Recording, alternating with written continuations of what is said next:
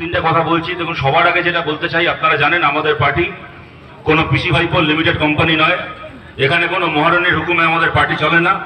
আমাদের পার্টির সাধারণ সম্পাদক থেকে শুরু করে একেবারে পাড়ার বুথে যে আমাদের যে কমরেড বাড়ি বাড়ি গিয়ে গণশক্তি দেন, যিনি দেওয়াল লেখেন, তাদের প্রত্যেকের কথা বলার সমান অধিকার আছে আমাদের পার্টিতে। প্রত্যেকে একরকম অধিকার নিয়ে একরকম দায়িত্ব নিয়ে পার্টি করে এবং আমাদের পার্টির প্রত্যেকজন কমরেড মিলে ঠিক করেন আমাদের পার্টির নেতৃত্বে কারা পরিচালনা করবেন, আমাদের পার্টি কোন পথে চলবে।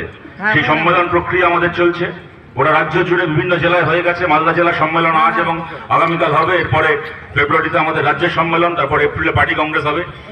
আপনাদের সবার কাছে যে কথা বলতে চাই আমরা, দেখুন, এখানে সভা করে তৃণমূলকে গালাগাল দিয়ে শুধু শুধু আপনাদেরও সময় নষ্ট, নিজেদেরও সময় নষ্ট। আপনারা একদিনে বুঝে গেছেন তৃণমূলকে গালাগাল খেয়ে ওরা শুধরবে না। গালাগাল খেয়ে ছাগল ঘাস খাওয়া বন্ধ করতে পারে, কিন্তু তৃণমূল ঘুষ খাওয়া বন্ধ করবে না। শুধু শুধু ওদের নামে গালাগাল দিয়ে সময় নষ্ট না করে, দেখুন, বামপন্থী আন্দোলন অত্যন্ত কঠিন সময়ের মধ্যে দিয়ে যাচ্ছে আমাদের রাজ্যে, আমরা সবাই জানি। আবার এটাও ঘটনা, গত 13 বছর ধরে 14 বছর ধরে যে মার আমাদেরকে খেতে হয়েছে, আমাদের যত কমরেড খুন হয়েছে, যত কমরেড ঘর ছাড়া হয়েছে, আমাদের যত পার্টি অফিস দখল হয়েছে, যত হাজার হাজার মিথ্যে মামলায় আমাদের কমরেডদেরকে জেল খাটতে হয়েছে, এত কিছুর পরে এই পার্টিটার নাম সিপিআইএম বলে এখনো মাথা উঁচু করে দাঁড়িয়ে আছে। অন্য কোনো পার্টি হলে কোন কালে উঠে যেত। কিন্তু এখানেই আমাদের লড়াই শেষ নয়, সামনের দিকে এগোতে হবে। আরো অনেক মানুষকে সঙ্গে নিয়ে আরো অনেক কাজ করতে হবে। যদি মানুষকে সঙ্গে পাই আমরা, আগামী দিনে কিছু কাজ আমরা করতে চাই। দেখুন, আপনারা সবাই জানেন 2019-এ আমাদের দেশের সুপ্রিম কোর্ট ঘোষণা করেছিল, তারা রায় দিয়েছিল অযোধ্যায় মন্দির তৈরি হবে। এই রায় যার পছন্দ হয়েছিল সেও মেনে নিয়েছিলেন, যার পছন্দ হয়নি তিনিও মেনে নিয়েছিলেন। তারপরে আমরা কি দেখলাম, 2019-এর সেপ্টেম্বরে ওই রায় আসার পরে কয়েক মাস যেতে না যেতে করোনার প্রথম ঢেউ যখন চলছে, তার মধ্যে মন্দির উদ্বোধনের কাজ শুরু হয়ে গেল। তখন থেকে তারিখ হিসাব করে যে মন্দির উদ্বোধন এখন করছি, শিলান্যাস করছি, 4 বছর পরে মন্দির উদ্বোধন করব, তারপরে লোকসভার ভোট করাবো। ঠিক ক্যালেন্ডার মেনে লোকসভা ভোটের আগে মন্দির উদ্বোধন হলো, গোটা দেশ জুড়ে প্রচার হলো। 500 বছর পরে প্রভু রামচন্দ্র মোদিজির হাত ধরে আবার অযোধ্যায় ফেরত গেছে। তারপরে লোকসভার ভোট হলো, আমরা দেখলাম প্রভু রামচন্দ্র মোদিজির ওপর দিয়ে যায়, মোদির ওপর আঘাত কাটি। 500 বছর পরে অযোধ্যায় ফিরে গিয়ে প্রথম যে কাজটা করলো তা হচ্ছে মোদিকে ধাক্কা দিয়ে অযোধ্যা থেকে বার করে দিল। কিন্তু যে কথাটা আপনাদেরকে বলছি, যে সুপ্রিম কোর্ট 2019 সালের সেপ্টেম্বরে রায় দিয়েছিল অযোধ্যায় মন্দির তৈরি হবে, সেই সুপ্রিম কোর্ট 2016 সালে রায় দিয়েছে আমাদের দেশে সম কাজে সম মজুরি দিতে হবে।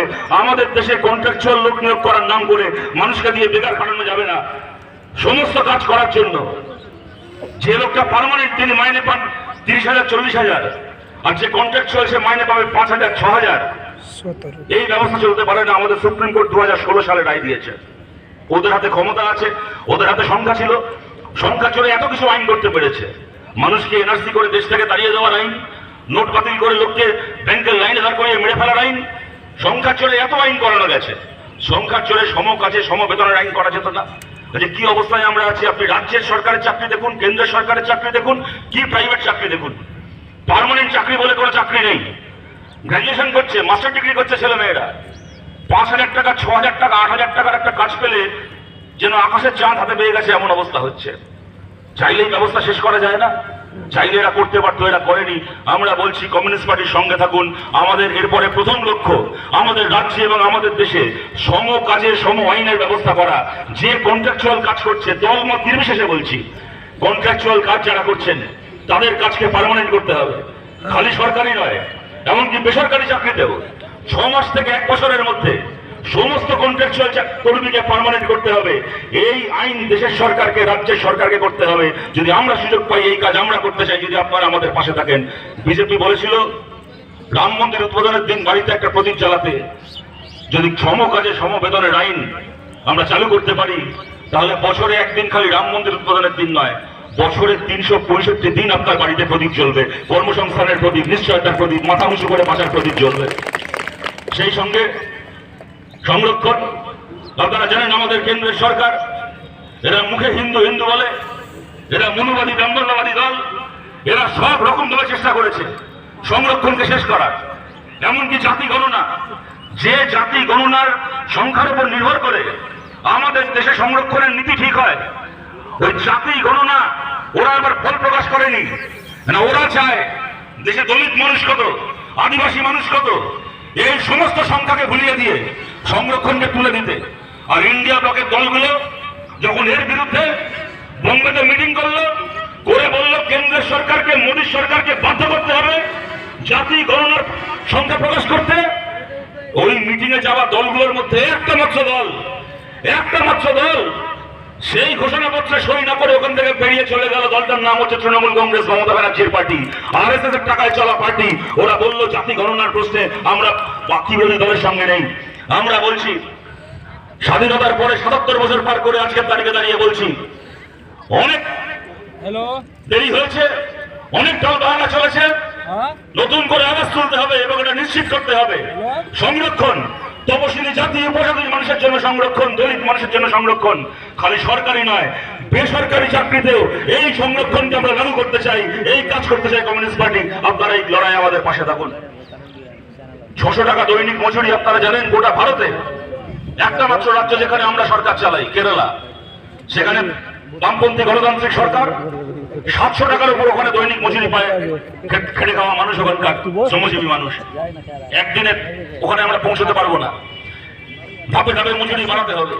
কিন্তু আজকে আমাদের রাজ্যে ধরুন এই মালদা জেলার কথা যদি বলি, ১০০ দিনের কাজ থেকে শুরু করে যত রকমের প্রকল্প রয়েছে, সরকারি বেসরকারি মালিকের আন্ডারে যারা কাজ করছেন, ১৫০ টাকা ২০০ টাকা মজুরি, সেই কাজে চলে যাবে তৃণমূলের মিছিলে না গেলে, সেই কাজে চলে যাবে জব কার্ড দিয়ে, তৃণমূলকে ব্যাংকের পাসবই দিয়ে আপনার মজুরির একটা অংশ ওদেরকে তুলতে না দিলে। এই যে ১০০ দিনের কাজ স্বর্গ থেকে কোনো দেবতা এসে দিয়ে যায়নি। ২০০৪-এ মোহাম্মদ সেলিম সহ আমাদের বামপন্থী ৬১ জন এমপি পার্লামেন্টে জিতে গিয়ে চাইলে নিজেদের জন্য লালবাতি গাড়ি চাইতে পারতেন, নিজেদের জন্য বড় বড় মন্ত্রিসভা চাইতে পারতেন। একটা লালবাতি গাড়ি চাইনি, তার বদলে আমরা ১০০ দিনের কাজ চেয়েছিলাম। ১০০ দিনের কাজ চালু করেছিল ভারতে বামপন্থীরা।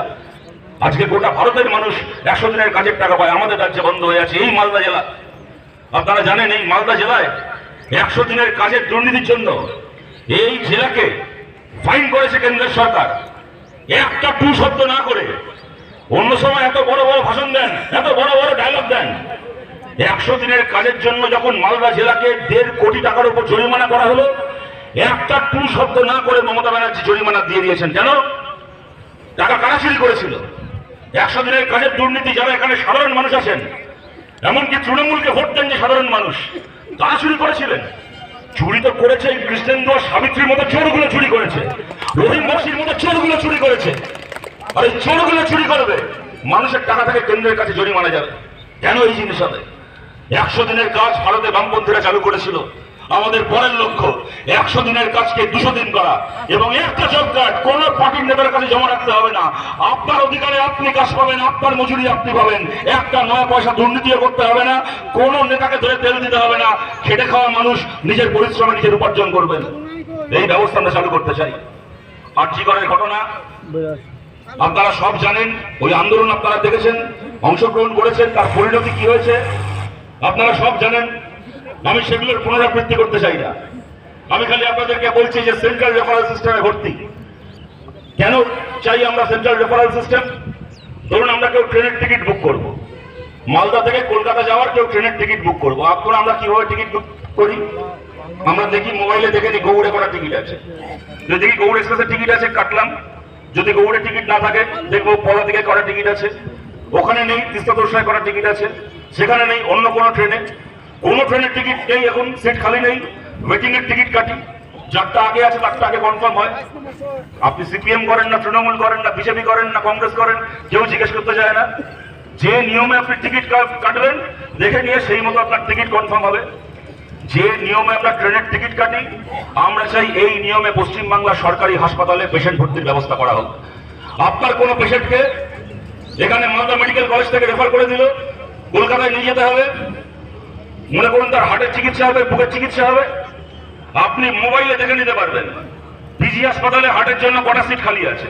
খালি নেই, আপনি দেখলেন আরজিকরে নেই, আপনি গেলেন এনআরএস, দেখে নেবেন। যেখানে সিট খালি সেখানে সরাসরি পেশেন্টকে নিয়ে চলে যাবেন, আপনার পেশেন্ট ভর্তি হয়ে যাবে। কোথাও খালি নেই, আপনি টিকিট বুক করলেন, যেখানে ওয়েটিং লিস্টে আপনারটা আগে কনফার্ম হবে, পেশেন্টকে সরাসরি সেখানে নিয়ে গেলেন, ভর্তি হলো, তার চিকিৎসা হলো। আমরা চাই সেন্ট্রাল রেফারেল সিস্টেমে এরকম ভাবে পেশেন্ট ভর্তি করা হোক, নাহলে এখন আমাদের এমন অবস্থা হয়েছে। আর যদি আমাকে বলা হয় আমার বাবাকে কোনো সরকারি হাসপাতালে ভর্তি করাতে হবে, ওই হাসপাতালে কে ভালো ডাক্তার আছে খবর নেওয়াটাকে আমার খবর নিতে হবে, ওই হাসপাতালে আমার চেনা কে ভালো কন্ট্যাক্ট আছে, কে আমার চেনা পরিচিত রেফারেন্স আছে। কন্ট্যাক্ট ছাড়া কাউকে তেল না দিয়ে কোনো নেতার পায় না ধরে সরকারি হাসপাতালে পেশেন্ট ভর্তি করানো যায় না। আমরা এই ব্যবস্থা শেষ করতে চাই। আজ থেকে 15 বছর আগে এটা সম্ভব ছিল না, তখন লোকের মোবাইলে মোবাইলে ইন্টারনেট ছিল না। আজকে লোকের মোবাইলে মোবাইলে ইন্টারনেট আছে, আজকে এটা সম্ভব, কিন্তু সরকার করছে না। এটা করছে না, এটা চালু হলে হাসপাতালে দালাল চক্র বন্ধ হয়ে যাবে বলে আমরা চাই। যদি সবাই আমাদের পাশে থাকেন আগামী দিনে এই কাজটা আমরা করতে চাই বাংলার মানুষের জন্য, আপনারা এই কাজে আমাদের পাশে থাকুন।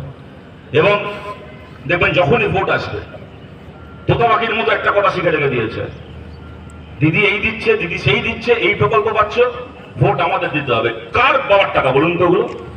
কোন মুখ্যমন্ত্রীর বাবার টাকা ওগুলো যে দিদি দিচ্ছে দাদা দিচ্ছে? প্রতিটা টাকা সরকারের প্রকল্প, সরকারের টাকা বলে কিছু হয় না। এদের মধ্যে কম্পিটিশন চলে, প্রধানমন্ত্রীর ভোট বসবে নাকি মুখ্যমন্ত্রীর ভোট বসবে, কেন্দ্রের টাকা নাকি রাজ্যের টাকা। আমরা কমিউনিস্ট পার্টি মনে করি কেন্দ্রের টাকা বলেও কিছু হয় না, রাজ্যের টাকা বলেও কিছু হয় না, প্রতিটা 9 পয়সা হচ্ছে জনগণের টাকা, মানুষের টাকা, মানুষের টাকায় কাজ হবে। কার বাবার টাকা ওগুলো? ওরা দয়া করে দেবে। যা সরকারি প্রকল্প আছে, এমন নয় সব প্রকল্প এই সরকারের আমলে চালু হয়েছে, বেশিরভাগ প্রকল্প বামফ্রন্ট সরকারের সময় থেকে চলছে। বার্ধক্য ভাতা, বিধবা ভাতা, আদিবাসী ছেলে মেয়েদের জন্য স্কলারশিপ, আদিবাসী হোস্টেল থেকে শুরু করে বেকার ভাতা, জ্যোতি বসু বুদ্ধদেব ভট্টাচার্য সরকার চালু করেছিল। কিছু প্রকল্প হয়তো এই সরকারের আমলে চালু হয়েছে, আগামী দিনে আরো এরকম অনেক প্রকল্প চালু হবে। আমরা বলছি প্রকল্প বামফ্রন্টের সময় চালু হওয়া প্রকল্প হোক কি তার পরের প্রকল্প হোক, কাউকে কোনো কাটমানি না দিয়ে, কারোর কোনো মিছিলে যেতে বাধ্য না হয়ে প্রত্যেকজন মানুষ স্বচ্ছভাবে নিজের প্রতিটা 9 পয়সা পাবে। এই কাজ আমরা করতে চাই। কোন প্রকল্প বন্ধ হওয়ার, কোন প্রকল্প থেকে নাম বাদ যাওয়ার ভয় পাবেন না। যেমন প্রকল্প চলছে তেমন চলবে, থেকে ভালোভাবে চলবে। খালি একটা প্রকল্পতে নাম তোলার জন্য যে তৃণমূলকে টাকা দিতে হবে, কাটমানি দিতে হবে, এই কাটমানির শাসন বন্ধ হবে। এবং আমার শেষ কথা, আপনারা দেখেছেন আরজি কর আন্দোলনের সময় গোটা বাংলার বিশেষ করে মহিলারা তারা দাবি তুলেছিলেন মাথা উঁচু করে কাজ করার অধিকার, নির্ভয় রাস্তায় চলাফেরা করার অধিকার, সম মজুরির অধিকার। এই আরজি কর আন্দোলনের যে দাবি, এই দাবি যেন শেষ না হয়, এই প্রতিটা দাবিকে পূরণ করতে হবে। লোকসভার আগে আমরা বলেছিলাম যদি আমরা কিছু আসনে জিততাম সেখানে আমরা এটাকে লাগু করার সুযোগ পেতাম, আমরা সেই সুযোগ পাইনি। 1.5 বছর পরে বিধানসভার ভোট হবে। আমরা বলেছিলাম লোকসভার আগে যে কথা আজকে দাঁড়িয়ে আমরা আবার বলতে চাই, যেখানে যেখানে বামপন্থীরা জিতবেন মানুষের আশীর্বাদে, যেখানে যেখানে বামপন্থীরা বিধায়ক হিসেবে কাজ করার সুযোগ পাবেন, আমাদের প্রত্যেকজন বিধায়কের তহবিলে 3 ভাগের 1 ভাগ টাকা খরচা হবে তার বিধায়ক এলাকায়, বিশেষ করে মহিলাদের জন্য বিভিন্ন প্রকল্পে, মেয়েদের জন্য স্কুল তৈরি করা, মেয়েদের জন্য কলেজ তৈরি করা, মেয়েদের জন্য হোস্টেল তৈরি করা, মেয়েদের জন্য karate coaching centre, kung fu coaching centre বানানো, মহিলাদের জন্য হাতের কাজের বিভিন্ন ট্রেনিং থেকে শুরু করে তাদের নিয়োগ, বিশেষ করে মহিলাদের জন্য এই প্রকল্পগুলো তৈরি করতে আমাদের প্রত্যেকজন বিধায়ক 3 ভাগের 1 ভাগ টাকা আগামী দিনে খরচ করবেন, যেখানে যেখানে মানুষ আমাদেরকে সুযোগ দেবে। আমাদের এই যে পার্টি যে লক্ষ্য নিয়ে কাজ করছে, এই লক্ষ্য খালি আমাদের পার্টির কয়েকজন মিলে পূরণ করতে পারবে না। দেখুন আমরা কমিউনিস্ট পার্টি করি, আমরা কখনো এটা মনে করি না যে পৃথিবীর সব ভালো লোক খালি আমাদের পার্টিতেই আছে। আমাদের পার্টির বাইরে আরো এরকম বহু মানুষ আছেন যারা ভালো মানুষ, যারা ধর্মনিরপেক্ষ মানুষ, যারা প্রগতিশীল মানুষ, যারা মানুষের ভালো চায়। তাদের সবাইকে সঙ্গে নিয়ে আমরা নতুন দিনে নতুন করে লড়াই করতে চাই, আগামী দিনে নতুন পার্টি তৈরি করতে চাই এবং এই প্রতিটা লক্ষ্য আমরা অর্জন করতে চাই। এই লক্ষ্যগুলোকে অর্জন করার লড়াইয়ে আপনাদের সবাইকে আমরা পাশে পাবো, আরো নতুন বন্ধু তৈরি করে, যাদের সাথে হয়তো এর আগে আমাদের দুটো প্রশ্নে মতের মিল হয়ওনি, তাদের সাথেও নতুন করে বন্ধুত্ব স্থাপন করে নতুন লক্ষ্যে নতুন দিনের নতুন পার্টি তৈরি করব। আমরা আপনাদের সবার কাছে এই আবেদন রেখে আপনাদের সবাইকে ধন্যবাদ জানিয়ে আমার কথা শেষ করছি। ভালো থাকবেন সবাই, নমস্কার।